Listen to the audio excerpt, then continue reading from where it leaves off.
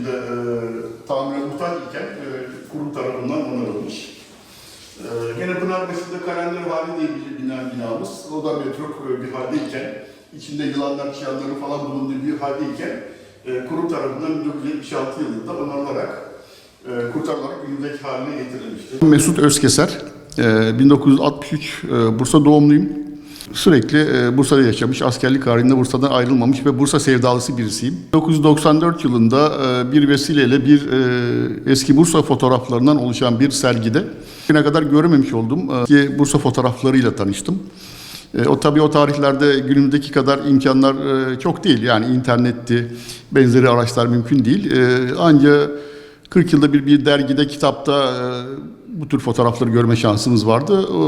Devlet Tiyatrosu'nun altında Güzel Sanatlar Galerisi'nde yaklaşık 60-70 civarı bir eski Bursa fotoğrafını ben hayranlıkla izledim. Ve o günden sonra bu eski fotoğrafa, eski Bursa'ya daha bir ilgi duymaya başladım. Akabinde şu anda da bulunmuş olduğumuz Bursa Eski Eserleri Sevenler Kurumu derneğine üye oldum.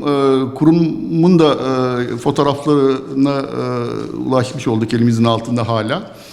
Kurum 1946 yılından günümüze kadar 130'un üzerinde eski eseri onarmış. Bursa'nın eserleri başta olmak üzere 46 yılından itibaren Bursa'yı fotoğraflamışlar. O profesyonel fotoğrafçılar marifetiyle ve bunlar da elimizde. Fotoğraf arşivi bunun haricinde dijital olarak Bursa'mıza birçok seyyahlar gelmişler.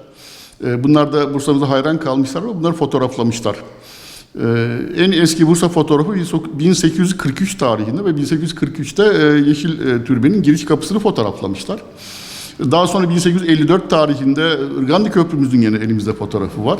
Kazım Baykal'ın 1976 tarihinde Bursa Belediyesi, 2000 yıllık Bursa'nın Belediyesi adı altında bir kitabı var. O kitapta der ki, benim ilgimi çekmişti o not, Bursa'da 1976 yılında basılıyor kitap ve o tarihte Bursa'daki kentin dokusunu, eski evlerin sayısını veriyor. Yuvarlak olarak söylüyorum rakamları. Bursa'da 46 bin tane bina vardır. Ve 46 binin 45 bini ahşap, 1000 tane kadar apartman var. Yani düşünebiliyor musunuz? Yani 76 yılında Bursa eski halini, eski dokusunu, eski evlerini koruyordu. Çok önemli ölçüde. Yani 46 bin binanın 45 bini ahşap. Ben de o tarihlerde 12-13 yaşında bir çocuk olarak çok iyi hatırlıyorum. Yani ben çocukken bizim akrabalarımızın, anneannemin, dedemin evi de başta olmak üzere hep ahşap evlerdi. Ahşap evlerde yaşıyordu insanlar. Bursa'mız hala korunmaya ve yaşatılmaya çalışılması gereken çok önemli tarihi eserlerimiz var. Bunlar gelecek kuşaklara aktarılmalı. Bizler de bununla ilgili bir bilinç oluşturma, farkındalık oluşturma anlamında sosyal medya hesaplarımızdan da yani özellikle eski ve yeni mukayese ederek eskiden böyleymiş işte günümüzde böyle oldu. Kalanlara sahip çıkma adına bir bilinç oluşturma gayreti içindeyim ben şahsen. Ve bu konuda da umutluyum. Gençler olsun, toplum olsun eskiye sahip çıkıyorlar, tarihe sahip çıkıyorlar.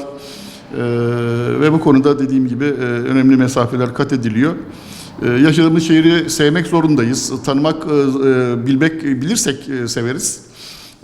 Yaşadığımız sokaklarda, gezdiğimiz yollarda daha önce şurada şu varmış, eskiden bu tiyatronun yerinde işte başka bir şeyler varmış gibi bunları bilirsek daha bir ufkumuz açılır diye düşünüyorum. Eski Eserleri Sevenler Kurumu'nun arşivi yaklaşık 1000'in üzerinde karta basılmış fotoğraflar elimizde. Daha ziyade eski Bursa fotoğrafları, eski tarihi eserler olmak üzere şehrin değişik panoramik fotoğrafları da var elimizde. Onun haricinde dijital ortamda çok fotoğraf var. Yani benim yaklaşık, tam saymadım ama yani yaklaşık 10.000'e yakın elimde fotoğraf var. Bunun 1000'e yakını karta basılmış durumdadır, basılı durumdadır. Kalanları dijital ortamda. 1843'ten itibaren eski Bursa fotoğraflarına ulaşabiliyoruz.